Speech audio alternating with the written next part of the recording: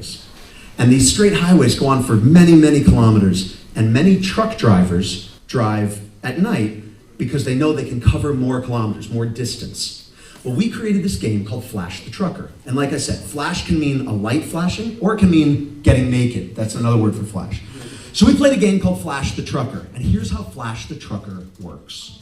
This is a game that, if you take a risk, changes somebody else's life. And here's how it works. You're driving down the road in your van with the band. And everyone in the van is looking normal. Maybe somebody is playing a guitar or tuning a guitar. Maybe somebody else is twirling a drumstick. Maybe somebody else is reading a magazine. You're driving down the road, and what you do is you wait until you see a truck driving by itself in the night. And you pull up right next to the truck. And you're driving down the road next to the truck. Okay. Whoever is driving the van turns on the light inside the van. And we're all sitting there. Let's say I'm in the passenger seat. I look up at the trucker. Now, I don't know if you do this in Croatia, but in the United States, if you're driving at night and you pull up next to somebody and maybe the light is on, you look over at them. Even during the day when you're driving, if you're just driving the same speed as somebody else, you kind of look over at them. And in the United States, we go one step further. You look over at somebody and you do one of two things. You either go like this, or you go like this. And they mean two different things, okay? So this one right here, this one's like, what's up, dude? When you nod up. And then this one here is like, we're men. Okay. So anyway, I don't know if it really means that, but it feels like that. Like it's like this confident, like stupid thing. Anyway. Okay, so you're driving on the highway in the van, same speed as somebody else. You turn on the light in the van. Everyone's just sitting there doing something. In the passenger seat, look up at the driver. Hey, what's up, dude? And then the person driving turns off the light. Okay, in the next second, everyone in the van has to take off all their clothes. Now, not just like slowly, like take off your clothes. I mean like rip your clothes off so fast. Like the way, if you ever have wanted to like be with somebody and have sex with them and you cannot wait even 1 minute and you're just ripping off all your clothes as fast as possible, and sometimes you end up keeping your socks on that fast. So you rip off all your clothes and then you get back in the same position. Maybe somebody's got the guitar, somebody's twirling a drumstick, somebody's reading a magazine, and the person drives, turns the light back on. Okay, so now we're all naked, we're sitting in the van. And you look up at the driver, you're like, we're men. Okay, so there's this cool moment that happens, because the driver's looking down like, am I really looking at a van full of naked dudes? Okay, and then you turn off the light in the van right away, and everyone puts their clothes back on. And they get back in the exact same position again, twirling the drumstick, reading the magazine, turn the light back on in the van, and you look back up at the driver, hey, what's up? And you just keep driving away. Now, the reason I love this game is because that driver's life is now different. Like, taking a risk creates more life. That driver, all of a sudden now, has got a pretty interesting evening. He's driving down the street, and every car that drives by is like, nope, they've got the clothes on. Shit. So what it keeps is the evening interesting. The night is now interesting for the driver. This is pretty cool. So I like when a risk creates more life. That's interesting to me. So there's also times where somebody else creates a situation that's a risk, and you need to step up to it, okay? So many years ago, I was in India. I had gone through a really bad breakup in Seattle. And my girlfriend had cheated on me with one of my best friends. My heart was broken. And I thought, they come up. And I was thinking, if we really want to see punk rock do something, then we have to say yes to these possibilities. We have to be willing to take risks. Because the thing is, we're here for a reason. We're not here because this is entertainment. If you want entertainment, if you want to see guitar, bass, and drums, hey guys, do me one favor. Hey, do me one favor. I've come halfway around the world. My entire set, you guys haven't stopped talking. Do me one favor. For the next few minutes, I'm telling funny stories. I'm telling serious stories. For the next few minutes, just give me the littlest bit of respect. Just hang out and listen, and afterwards we'll talk. Deal? Deal. Awesome. The reason we're here, all of us, is not for entertainment. If we wanted entertainment, if we wanted just guitars, music, dancing, we'd go see Nickelback. okay? If we really wanted just to like screw around, we'd wait till Justin Bieber goes on his world tour, we'd show up, we'd buy the t-shirts that say Justin, and we'd have Justin Bieber tattoos, and we'd be begging at his feet for his autograph. But hardcore and punk rock is about something more. It's about something real. We know that. I mean, we know that. So we're here because of some suffering in us. Something happened along the way.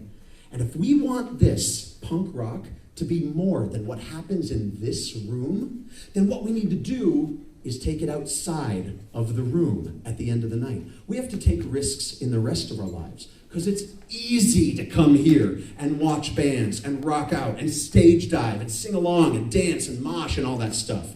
But what happens when we're back in the rest of our lives? If we're in the rest of our lives and all we do is do the same shit every day, same job every day, same relationship every day, same life every day, then we're not doing anything to affect ourselves. We're not doing anything to affect the world. We're not doing anything. It's like punk rock then just stops at the door. But this is about more than music. This is not just music in here. This is art that should be creating more life. So if we, when we leave, take that feeling that we get in this room, that feeling of risk, being willing to speak our minds, being willing to really feel alive, which is how I feel when I see punk rock, and I know that all of us feel alive when we see punk rock. If we're willing to take those risks out into the rest of the world and take a chance every once in a while, that's when this becomes a revolution. And even if the world never sees the fall of capitalism, even if the world never sees the political goals that some people have, we will have a revolution in our hearts. And we will share that revolution with other people. And then they get to have a revolution in their hearts too. Punk rock creating more life. Okay, and to see. And I don't want to take up too much of your time, but I did want to tell you just two more really quick stories before I let you go. And one was something that happened a couple years ago when we played in Leeuwarden, when Trial played in the Netherlands in Leeuwarden.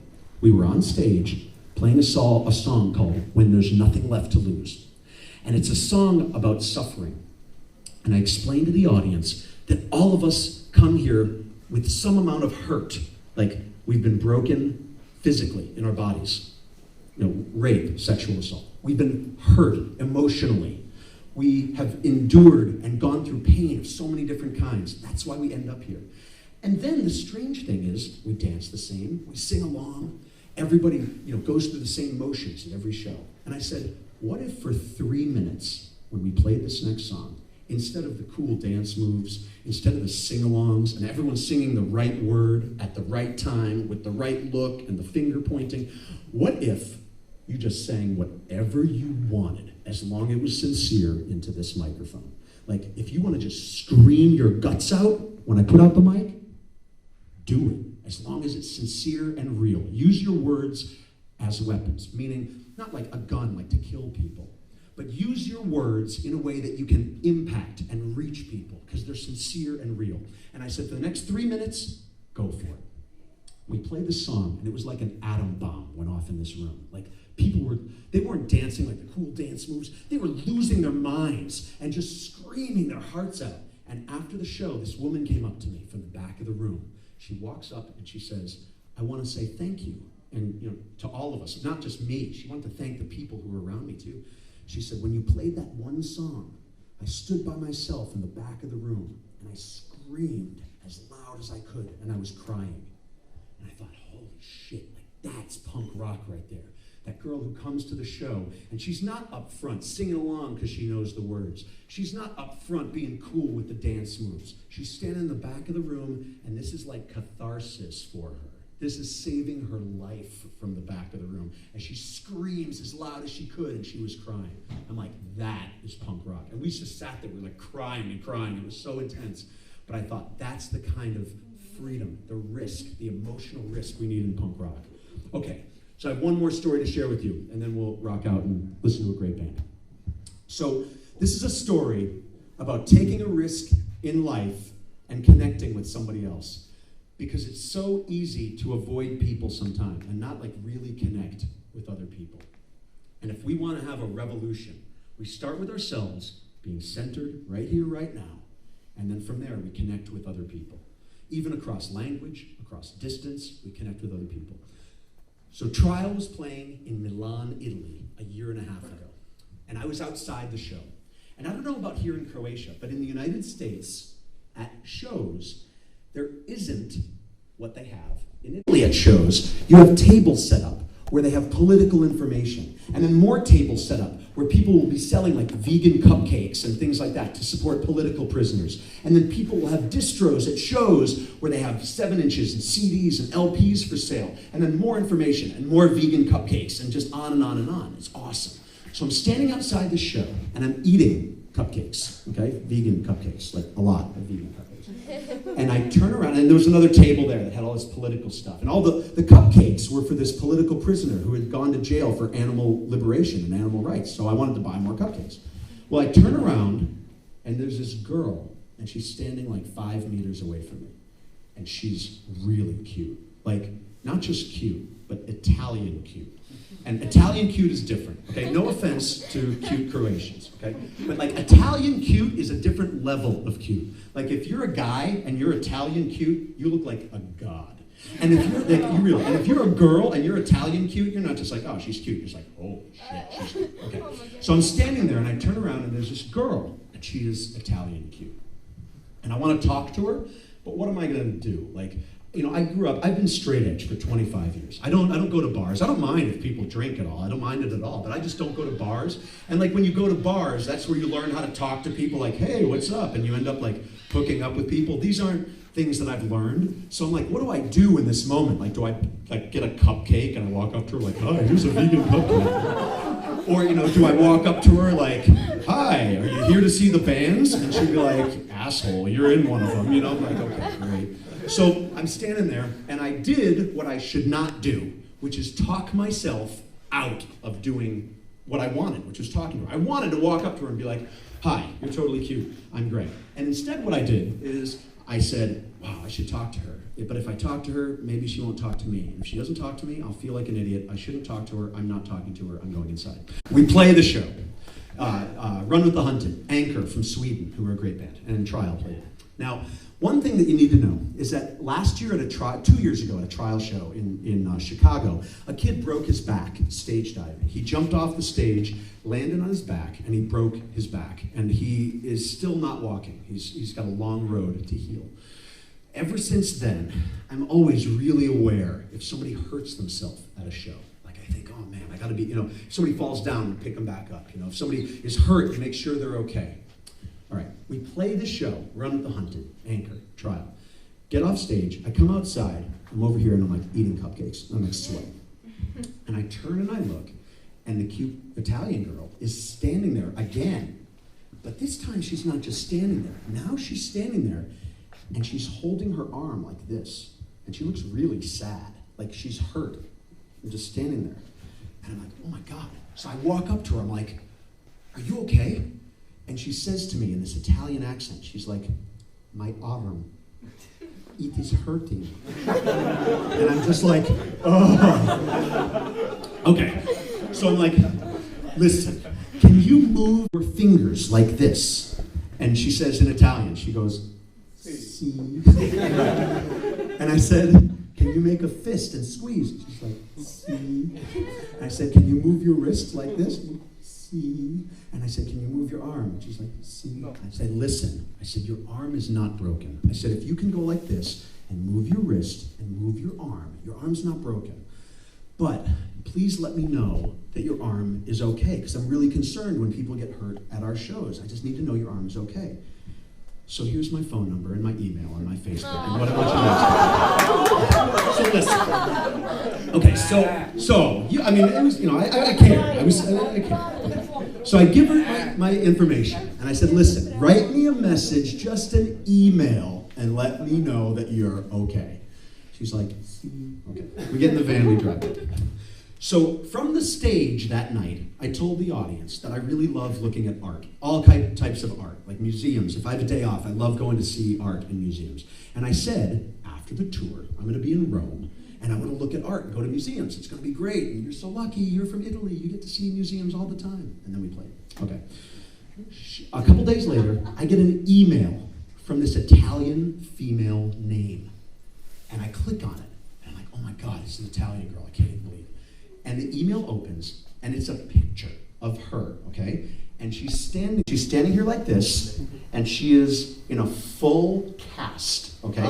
She's gone to the hospital, and her arm was very broken. So she's in this white cast, okay? And her arm is like in the sling, like this. And down the side of the cast, her best friend has drawn the trial logo. It says trial down the cast. And I'm looking at this picture, and on the top of the email, she's typed me a message. I'm like, oh my God. Like the message, I know what it's gonna say. Like, nice show, you jerk. You owe me 600 euro for the medical bills. I'm like, oh, this sucks. So I read the message, and it says, my arm is broken, right? And then it says, after the tour, you say you will be in Rome. Maybe you want to have an ice cream or some coffee with me? And I'm like, holy shit. Okay, so I read this, right? I read it, and then I read it again, and then I read it, because first time I thought I must have made that up in my brain. So I'm like, have an ice cream? I'm like, wait, no, I'm vegan. And then it said, have coffee? And I'm like, wait, I don't drink caffeine because I'm straight edge. Shit. Yes. So I write her back. I'm like, yes, we'll have the ice cream and the coffee. Okay. So I went to hang out with her when I was in Rome after the tour. And we had the best day in Rome, hanging out. It was so fun. We went to museum, whatever. We hung out. We had vegan ice cream. She had some coffee. It was really fun. After the tour, I went back to America, and we kept emailing each other. And I told her at one point, I have this idea. I said, I'd love to hang out again sometime. I said, I'm going to be in Europe in the summertime, meaning last summer, to speak at Fluff Fest in the Czech Republic. And I said, what if I fly to Europe 1 week early, and what I do is I fly to Paris. You fly to Paris.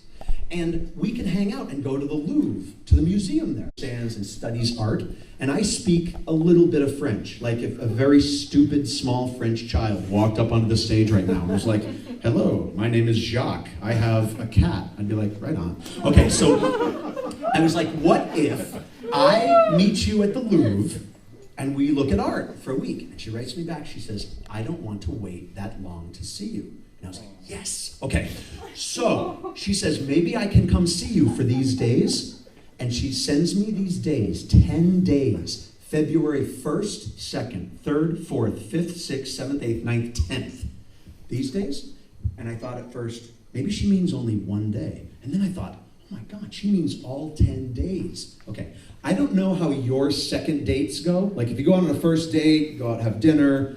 Second date, you have dinner, hang out a little bit, maybe make out, whatever. I don't know about you, but my second dates aren't 10 days long. And I'm like, this could be a disaster, right? But I said, you know what? Okay, come to America for 10 days. She flies to America from the second she got off the plane until the second she left, 10 days. We had the best time ever, like so much fun. Museums, food, makeouts, all of it, like it was great, okay? The reason I'm telling you this story is because one day we got on a ferry boat, like a boat that takes you across to these islands. And we went on the ferry across to these islands. We had a lunch with us in a bag, picnic lunch. We get off the ferry, we walk down to this beach, and we're down at the beach, and it's a beautiful, beautiful day. Blue sky, clouds, birds flying around, the water is coming up on the beach, and here's the Italian girl. She's standing right there.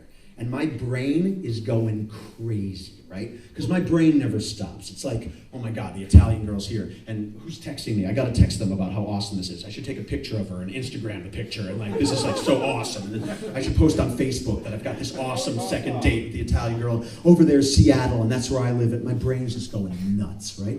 Here's what she said in that moment. She said 3 words. She's standing there. She's looking out at all of it. Doesn't say a word, okay?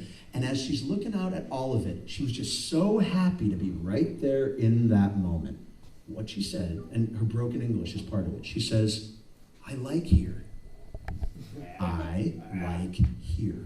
Not like, I like here and I want to stay here. Not like, I like here and I want to move here. Not, I like here and I want to take a picture of it and tell all my friends about it. Just, I like here. And I thought, that is so amazing. How often do I calm my brain down enough to just say, I like here. Not, buzzing all the time, but just being present in the moment, like right here, right now. And she was so present in the moment.